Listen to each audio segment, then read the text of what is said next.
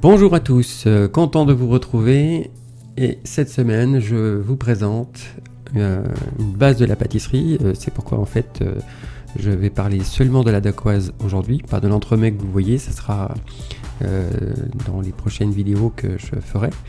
Simplement je la sépare parce que encore pour les mêmes raisons en fait, si vous souhaitez faire une dacquoise seule et non pas cet entremets en particulier, eh bien, il est préférable de trouver la recette toute seule.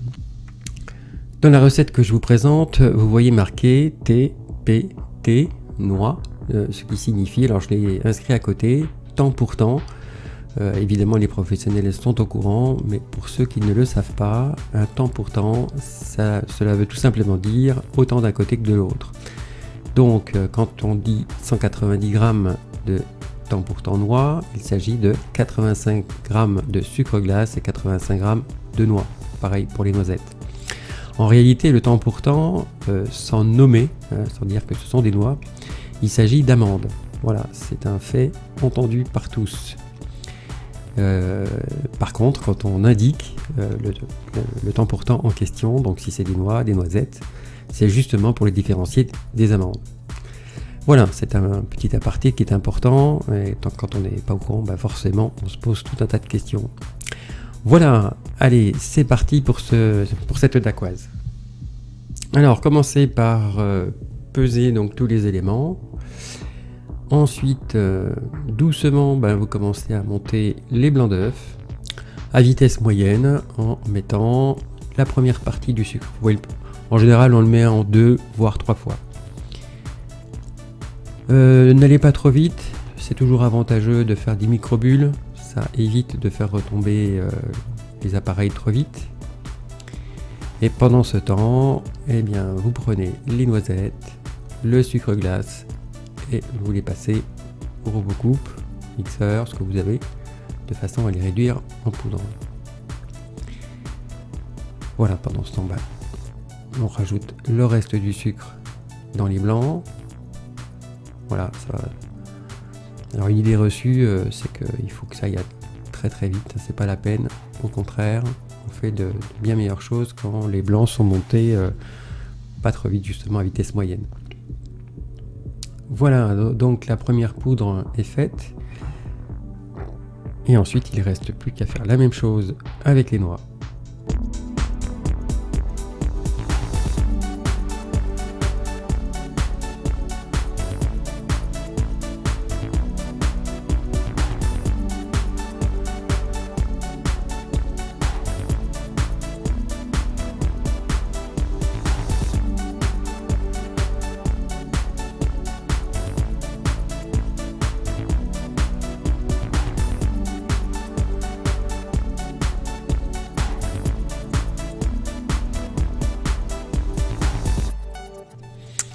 Alors, cessez de faire battre vos blancs, ne les montez pas complètement, qu'ils soient consistance crème. Voilà, le fameux bec d'oiseau, en fait, quand vous le sortez. Je ne l'ai pas montré, mais simplement pensez à une crème. Si des fois vos blancs sont un petit peu trop montés, battez-les avec le fouet comme je l'ai fait là, ou bien vous pouvez prendre aussi une cuillère en bois, de manière à les rendre à nouveau crémeux.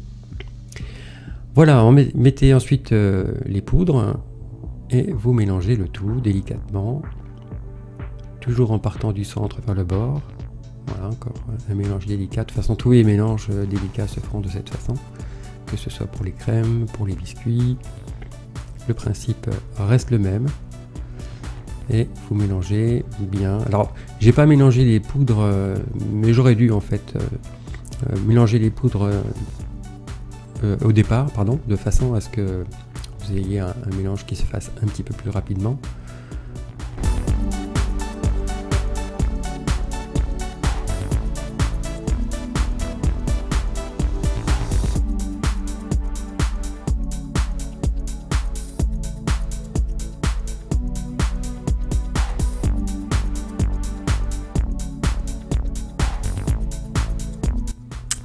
Ensuite, détaillez votre appareil sur à peu près 1 cm d'épaisseur. Voilà, et ça va gonfler un petit peu au four, mais ça retombe, hein, c'est pas quelque chose qui tient le volume. Et voilà, donc faites suivant la taille que vous désirez faire, hein, c'est des gros gâteaux, des petits gâteaux. Et ensuite une cuisson à 180 degrés, une dizaine de minutes. Surveillez bien, ça dépend des fours en fait, c'est entre 5 et 10 minutes. 5 minutes pour des fours, ou si vous avez des résistances qui sont un petit peu proches. Donc c'est relativement différent d'un four à l'autre. Voilà, un peu de sucre glace dessus.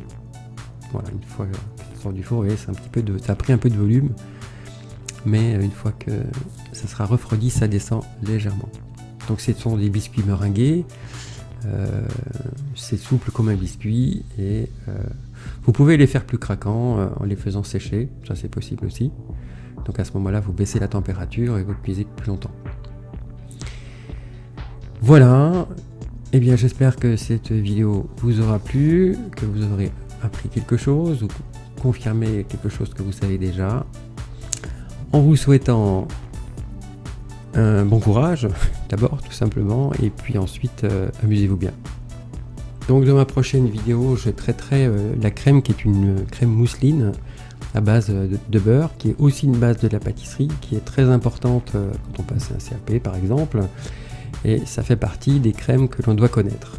Donc je la traiterai aussi séparément de façon à ce que les personnes puissent la trouver directement.